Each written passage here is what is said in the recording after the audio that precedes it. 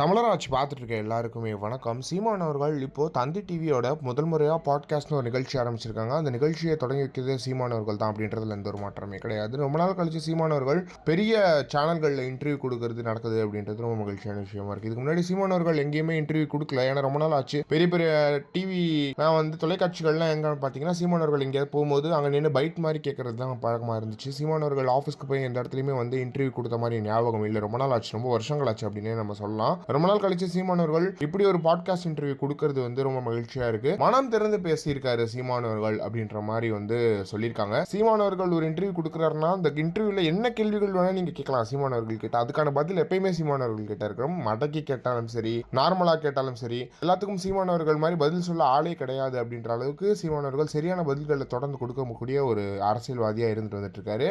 அதே மாதிரி சீமான் அவர்கள் 2026 தேர்தலுக்கான வேலைகளையும் தொடங்கிட்டாரு அப்படின்றதுல சூப்பரான விஷயமா இருக்கு. என்ன அப்படின்னு பாத்தீங்கன்னா சீமான் அவர்கள் நாளைக்கு அருப்புக்கோட்டை போறாரு. அருப்புக்கோட்டையில தேனி, திண்டுக்கல், மதுரை இந்த 3 மாவட்டங்களுக்கான வேட்பாளர்களை அறிவிக்கிறதுக்கும் பொறுப்பாளர்களை நியமிக்கிறதுக்குமான வேலைகளையும் செய்ய போறாரு. எனவே எலெக்ஷனுக்கு முழுக்க முழுக்க தயாராயிட்டார். கிட்டத்தட்ட எல்லா வேலையுமே முடிச்சிட்டார். 160 இடங்கள்ல சீட்டு போட்டு ஆளு போட்டு நான் வேலையை ஆரம்பிச்சிட்டேன் அப்படின்ற மாதிரி விஷயங்களை சொல்லியிருக்காரு. அதே மாதிரி இன்னும் 11 மாதங்கள் இருக்கு. குளச்சல் தொகுதியில வேலைகள் ஆரம்பிச்சு இப்பவே ஓட்டு கேட்கிற அளவுக்கு போயிட்டு இருக்காங்க அப்படின்ற மாதிரியான விஷயங்கள் எல்லாம் சொல்லப்படுது. எனவே குளச்சல்ல மிகப்பெரிய மாற்றம் நாம் தமிழர் கட்சியில் இருக்கும். முதல் எம்எல்ஏ குளச்சல்ல இருந்து இருப்பாங்க. 2வது எம்எல்ஏ சீமான் எங்க நிற்கிறாரோ அங்க இருந்து இருப்பாங்க. அதுக்கு தொடர்ந்து நிறைய எம்எல்ஏக்கள் வருவாங்க அப்படின்றதுல எந்த ஒரு மாற்றமே கிடையாது. இதை பத்தி நீங்க என்ன நினைக்கிறீங்க அப்படின்றது மறக்காம கமெண்ட் பாக்ஸ்ல சொல்லுங்க.